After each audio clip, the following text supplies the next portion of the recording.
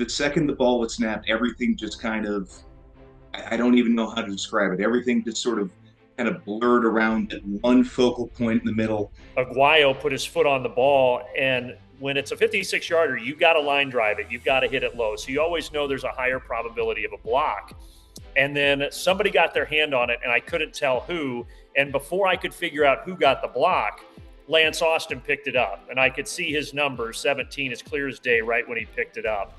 And I remember looking over at Sean Bedford as the play was unfolding, and you could just tell by the look on Sean's face, he thought this had a chance. And then looking down on the field and how everything was lined up, I thought he might take this. You know, I'm sitting there for a second as my mind is kind of adjusting to what's going on. I realize, oh no, this thing. And so when I saw Lance scoop it up and start heading towards the sideline, you know, one of the beautiful things about being on defense or having an opportunity to return a block kick is you got a lot of big guys on the field because they're out there to protect that you know, protect the kicker, protect the holder, and you don't have a lot of speed.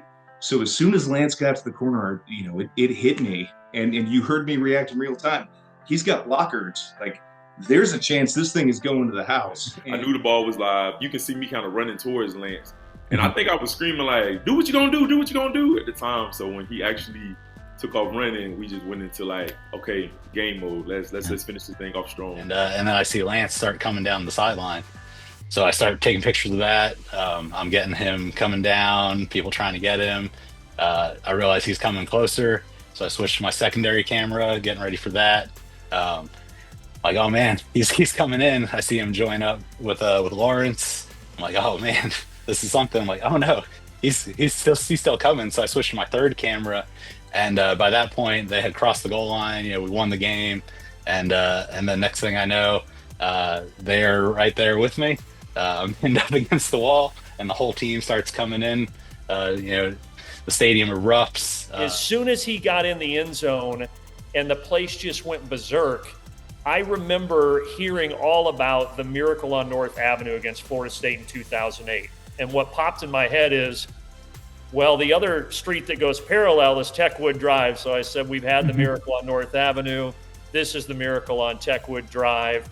And it's hands down one of the coolest sporting memories of my 41 years here on Earth. You know, this shot of the twin brothers, Lance and Lawrence, just coming through, hugging each other, you know, coming right for me. It's like, I mean, that was the shot of the year for sure. And, you know, one of the shots of like the decade really for the team.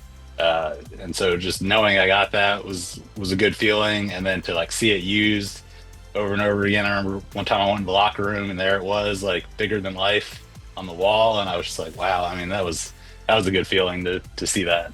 To say 10 years is really crazy, man. I still feel myself running down the field and seeing myself run behind them when they cross and put my hands up like that. So to say it's been 10 years is crazy. The left hash, 56-yarder, just like last week against Pittsburgh. Kick is blocked. Georgia Tech blocks it. The Jackets pick it up back at the 25, and Austin is returning it down